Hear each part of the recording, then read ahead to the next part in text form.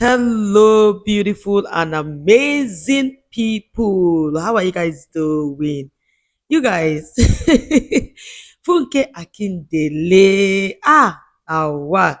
She came out recently. You guys know that after her movie, A Tribe Called Judah hit 1 billion view on all over. Like, she got massive view from that movie. A lot of people are saying, King Funke Akindele don't pack money. Oh, she is now a billionaire. Onyeji cash. My people, you guys know that a lot of people are already saying it. Oh, she cash out, she made money from this and that. So Funke Akindele came out to say, yes, that she wants to appreciate all her fans for their massive love and support for watching her movie. But that she wants to state something very, very important. She said, I am not a billionaire.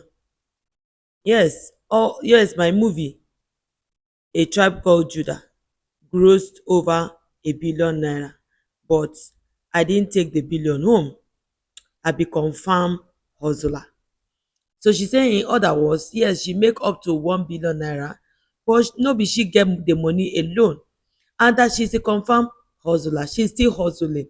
My dear beautiful people, if you are there, you're not hustling, what are you waiting for? What is holding you back? People that have money, they are still moving, they are still hustling. That is why you see the rich getting richer and the poor are getting poorer, because sometimes you just stay and complain instead of standing up from your sleep and slumber. Go get something doing, start hustling. See Funke Akindele, look at what she said.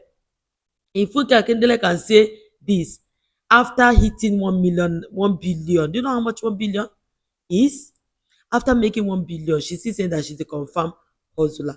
So who are you and mine not to hustle wey we never even get wetin we dey find?